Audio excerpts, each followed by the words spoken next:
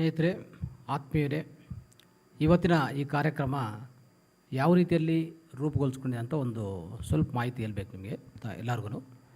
ಈ ಕಾರ್ಯಕ್ರಮ ನಾವು ಬುದ್ಧ ಪೂರ್ಣಿಮಾ ಸೆಲೆಬ್ರೇಷನ್ ಮಾಡುವಾಗ ಒಂದು ಯೋಚನೆ ಬಂದಿದೆ.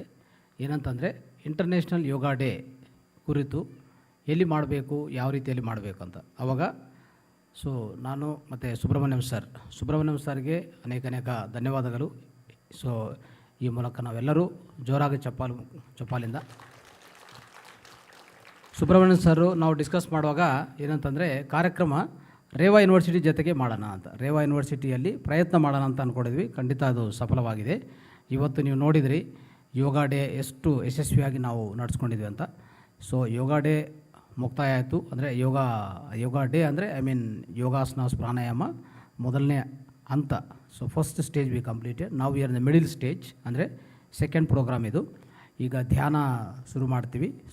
1 ಗಂಟೆವರೆಗೂ ಈ ಧ್ಯಾನ ನಡೀತದೆ ಕಾರ್ಯಕ್ರಮ. ಅದಾದಮೇಲೆ ನಮಗೆಲ್ಲರಿಗೂ ಗೊತ್ತಿರೋ ಪ್ರಕಾರ ಸೆಕೆಂಡ್ ಹಾಫಲ್ಲಿ 2 ಗಂಟೆಯಿಂದ 5 ಗಂಟೆವರೆಗೂ ಅದ್ಭುತ ಸಮಗ್ರ ಸ್ವಾಸ್ಥ್ಯ ಕುರಿತು ಅನೇಕ ಸಂಭಾಷಣೆಗಳಿದೆ. ಅಂದರೆ ಹೇಳ್ಬೇಕಂದ್ರೆ ಇಲ್ಲಿ ತಜ್ಞರು ಬರ್ತಾರೆ, ಎಕ್ಸ್ಪರ್ಟ್ಸ್.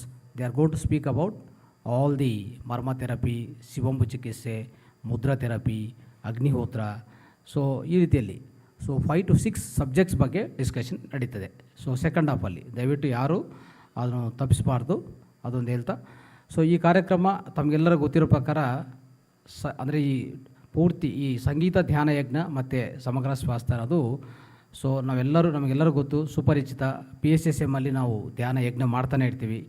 ಜೊತೆಗೆ ಸೆಕೆಂಡ್ ಹಾಫಲ್ಲಿ ಮಾಡ್ತಾ ಇರೋಂಥ ಸಮಗ್ರ ಸ್ವಾಸ್ಥ್ಯ ಅದು ಮಹಾತಾರ್ ಫೌಂಡೇಶನಲ್ಲಿ ವಿಶೇಷವಾಗಿ ರಚನೆ ಮಾಡಿರೋಂಥದ್ದು ಸೆಕೆಂಡ್ ಹಾಫ್ ಮಾಡೋಂಥ ಕಾರ್ಯಕ್ರಮ. ಅದಕ್ಕೆ ಈಗ ನಾವು ಈ ಕಾರ್ಯಕ್ರಮ ಇಲ್ಲಿ ನಡೆಸ್ಕೊಂಡೋಕ್ಕೆ ನಮಗೆಲ್ಲ ಅದ್ಭುತ ಅವಕಾಶ ಕೊಟ್ಟುವಂಥ ನಮ್ಮ Rewa university chancellor sir Shyamraj ಸರ್ಗೆ, ಮತ್ತು ಫಿಸಿಕಲ್ ಡೈರೆಕ್ಟರ್ ಆಗಿರೋಂಥ ದೀಪಕ್ ಸರ್, ಎಲ್ಲರಿಗೂ ಮತ್ತು ಅವರ ಪೂರ್ತಿ ಟೀಮ್ಗೂ ನಾವು ಅನೇಕ ಧನ್ಯವಾದಗಳು ಜೋರಾಗಿ ಚಪ್ಪಾಲ್ ಮುಖಾಂತರ ತಿಳಿಸಿ. ಎಸ್, ಯಾಕಂದರೆ ಅವರ ಪ್ರೋತ್ಸಾಹದಿಂದ, ಅವರು ಕೊಟ್ಟಿರುವಂಥ ಅನುಮತಿಯಿಂದ ನಾವು ಈ ಕಾರ್ಯಕ್ರಮ ಇಷ್ಟು ಯಶಸ್ವಿಯಾಗಿ ನಾವು ಮಾಡೋಕ್ಕೆ ಪ್ರಯತ್ನ ಮಾಡ್ತಾಯಿದ್ವಿ. ಸ್ನೇಹಿತರೆ, ಮಹಾತಾರ್ ಫೌಂಡೇಶನ್ ಆಲ್ಮೋಸ್ಟ್ ಒಂದು 2 ವರ್ಷದಿಂದ ಆನ್ಲೈನ್ ಕಾರ್ಯಕ್ರಮಗಳು ಶುರು ಮಾಡಿದ್ವಿ. ಅದಕ್ಕೆ ಮುಂಚೆ ಆಫ್ಲೈನ್ ಕಾರ್ಯಕ್ರಮಗಳು ಅನೇಕ ಮಾಡಿದ್ವಿ. ಆನ್ಲೈನ್ ಕಾರ್ಯಕ್ರಮದಲ್ಲಿ ನಿಮಗೆಲ್ಲರಿಗೂ ಗೊತ್ತಿರೋ ಪ್ರಕಾರ ಸಮಗ್ರ ಸ್ವಾಸ್ಥ್ಯ ಧ್ಯಾನ ಜೊತೆಗೆ ಸಮಗ್ರ ಸ್ವಾಸ್ಥ್ಯ ನಡೆಸ್ತೀವಿ ನಾವು. ಇದರಲ್ಲಿ ವಿಶೇಷವಾಗಿ ಹೇಳ್ಬೇಕಂದ್ರೆ, ಆನ್ಲೈನು ನಡೆಯುವಂಥ ಬೆಳಗ್ಗೆ ಕಾರ್ಯಕ್ರಮ 5 ಗಂಟೆಯಿಂದ 8 ಗಂಟೆವರೆಗೆ ನಡೀತದೆ. ಆ ಕಾರ್ಯಕ್ರಮ ಈಗ ಆಲ್ಮೋಸ್ಟ್ 500 ದಿವಸ ಕಂಪ್ಲೀಟ್ ಮಾಡಿಕೊಂಡು 500 ದಿವಸ ದಾಟಿ ಮುಂದಕ್ಕೆ ಹೋಗ್ತಾ ಇದೆ. ಓಕೆ, ಅದರಲ್ಲಿ ಎಷ್ಟೋ ಜನಕ್ಕೆ ಅದ್ಭುತ ಮಾಹಿತಿ ಸಿಕ್ಕಿದೆ, ಅದ್ಭುತ ಜ್ಞಾನ ಸಿಕ್ಕಿದೆ ಅಂತ ಹೇಳ್ಬೋದು. ಓಕೆ, ಆದರೆ ನಮ್ಮ ಎಲ್ಲ ಪ್ರಯತ್ನ ಏನಂದರೆ, ಧ್ಯಾನ ಜೊತೆಗೆ ಇವೆಲ್ಲ ಇರಬೇಕು ಅಂತ. ಅಂದರೆ ಧ್ಯಾನ ಮಾಡಿದರೆ ಸ್ವಸ್ಥತೆ ಬರುತ್ತಾ ಅಂತಂದರೆ ಖಂಡಿತ ಬರುತ್ತೆ. ಆದರೆ ಧ್ಯಾನ ಶಕ್ತಿಯನ್ನು ಓನ್ಲಿ ಸ್ವಸ್ಥ ಅಂದರೆ ಆರೋಗ್ಯ ಸ್ವಸ್ಥ ಫಿಸಿಕಲ್ ಹೀಲಿಂಗ್ ಅಂದರೆ ಓನ್ಲಿ ಭೌತಿಕ ಆರೋಗ್ಯಕ್ಕೆ ಮಾತ್ರ ಉಪಯೋಗಿಸಬಾರ್ದು. ಆದರೂ ಉಪಯೋಗಿಸ್ಬೇಕಂದ್ರೆ ಆತ್ಮ ಸಾಕ್ಷಾತ್ಕಾರಕ್ಕೆ ಉಪಯೋಗಿಸ್ಬೇಕು ಅಲ್ವಾ? ನಾವೆಲ್ಲ ಏನು ಮಾಡ್ತೀವಿ ಅಂದರೆ, ಪ್ರತಿಯೊಬ್ಬರು ಧ್ಯಾನಕ್ಕೆ ಯಾಕೆ ಬಂದಿದ್ವಿ ಅಂದರೆ, ಯಾವುದೋ ರೋಗ, ಯಾವುದೋ ವ್ಯಾಧಿ ಇದೆ, ಅದನ್ನು ಸರಿಪಡಿಸ್ಕೊಡೋಕ್ಕೆ ಧ್ಯಾನಕ್ಕೆ ಬಂದಿದ್ದೀವಿ ಅಂತ ಹೇಳ್ತಾರೆ. ನಾವೇನು ಹೇಳ್ತೀವಿ ಅಂದರೆ, ಧ್ಯಾನಕ್ಕೆ ಬಂದಿರೋದು ಧ್ಯಾನ ಶಕ್ತಿಯನ್ನು ಪ್ರಥಮವಾಗಿ ಉಪಯೋಗಿಸ್ಕೊಳ್ಳಿ, ಪರವಾಗಿಲ್ಲ, ಯಾವುದೇ ವ್ಯಾಧಿಗಳಕ್ಕೂ ತೊಲಗಿಸ್ಕೊಳಕ್ಕೆ.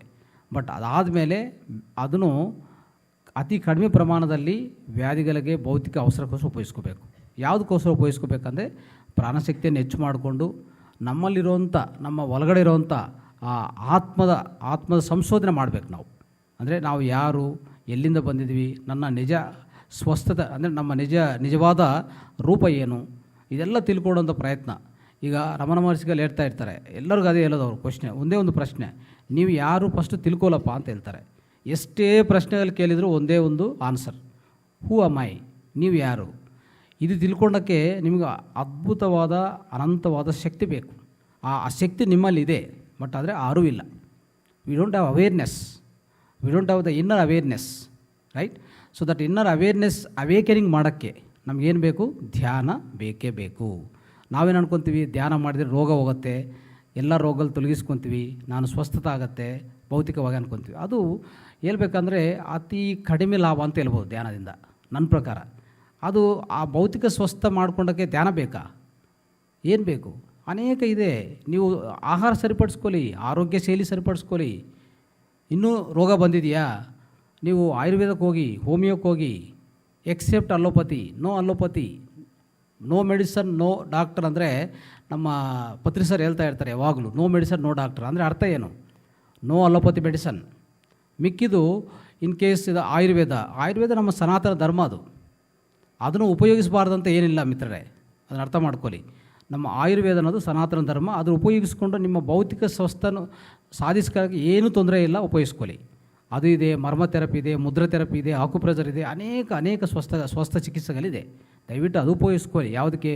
ಭೌತಿಕ ಆರೋಗ್ಯಕ್ಕಾಗಿ ಮತ್ತು ಮಾನಸಿಕ ಆರೋಗ್ಯಕ್ಕಾಗಿ, ಆಧ್ಯಾತ್ಮಿಕ ಬೆಳವಣಿಗೆಗಾಗಿ, ಆಧ್ಯಾತ್ಮಿಕ ಪುರೋಗತಿಗಾಗಿ ಧ್ಯಾನ ಉಪಯೋಗಿಸಬೇಕು. ಅದು ಅರ್ಥ ಮಾಡ್ಕೊಳ್ಳಿ. ಅಂದರೆ ಮಾನಸಿಕ ಸ್ವಸ್ಥಕ್ಕಾಗಿ ಅನೇಕ ವಿಷಯಗಳು, ಧನಾತ್ಮಕವಾಗಿ ಚಿಂತನೆ, ಅಂದರೆ ಪ್ರೇಮಯುತವಾಗಿ ನಡ್ಕೊಳ್ಳೋದು. ನಮ್ಮ ಜೀವನ ಹೇಗಿರಬೇಕು? Love and compassion. We must have all love and compassion, always we must have love and compassion. ಅವಾಗೇನಾಗುತ್ತೆ, ನಾವು ಕೆಡಿಸಲ್ಲ, ಇನ್ನೊಬ್ಬನು ಕೆಡ್ಸೋಕ್ಕೆ ಹೋಗಲ್ಲ. Everybody like we love everybody, we love all the beings on this earth planet. ಅದು ನಮ್ಮ ಪ್ರಧಾನ ಉದ್ದೇಶ ಇರಬೇಕು. ಆ ರೀತಿಯಲ್ಲಿರುವಾಗ love and compassion, be friendly with every life being on this earth planet, that itself is like ಮಾನಸಿಕ ಸ್ವಸ್ಥತೆ ಅಂತ ಹೇಳ್ಬೋದು. ಮತ್ತು ಧ್ಯಾನ ಮಾಡ್ತಾಯಿದ್ರೆ ಇಂಥ ಚಿಂತನೆ ಹೆಚ್ಚೆಚ್ಚಾಗಿ ಡೆವಲಪ್ ಆಗುತ್ತೆ ನಮ್ಮ ಒಳಗಡೆ.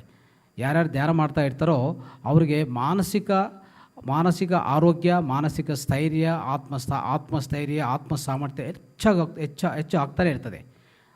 ಆದ್ದರಿಂದ ಅಂದರೆ ಧ್ಯಾನದಿಂದ ಮಾನಸಿಕ ಲಾಭಗಳು, ಮಾನಸಿಕ ಆರೋಗ್ಯ ಮತ್ತು ಆಧ್ಯಾತ್ಮಿಕ ಬೆಳವಣಿಗೆ ಈ ಎರಡೂ ಆಗತ್ತೆ. ಈ ರೀತಿಯಲ್ಲಿ ನಮ್ಮ ಜೀವನವನ್ನು ನಡೆಸ್ಕೋಬೇಕು. ಅದೇ ರೀತಿಯಲ್ಲಿ ನಮ್ಮ ಮಹಾತಾರ್ ಫೌಂಡೇಶನಲ್ಲಿ ನಮ್ಮ ಕಾರ್ಯಕ್ರಮಕ್ಕೆಲ್ಲ ನಾವು ರೂಪಕಲ್ಪನೆ ಮಾಡ್ತಾ ಹೋಗ್ತಾ ಇದ್ದೀವಿ. ಸೊ ಇದ್ರ ಭಾಗವಾಗಿ ಇವತ್ತಿನ ಈ ಕಾರ್ಯಕ್ರಮದಲ್ಲಿ ಅದೇ ರೀತಿಯಲ್ಲಿ ನಾವು ಫಸ್ಟ್ ಅಂದರೆ ಈಗ ಸಂಗೀತ ಧ್ಯಾನ ಯಜ್ಞ ಮತ್ತು ಸಮಗ್ರ ಸ್ವಾಸ್ಥ್ಯ ನಡೆಸೋಕ್ಕೆ ಪ್ರಯತ್ನ ಮಾಡ್ತೀವಿ. ಸೊ ತಮ್ಮೆಲ್ಲರಿಗೂ ಮತ್ತೊಂದು ಸರಿ ಈ ಕಾರ್ಯಕ್ರಮಕ್ಕೆ ಆಹ್ವಾನ ಪಲಕ್ತಾ, so we are going to enter in to the program ನಾವು. So thank you so much ಎಲ್ಲರಿಗೂ ಮತ್ತೊಂದು ಸರಿ ಕೃತಜ್ಞತೆ, ಧನ್ಯವಾದ.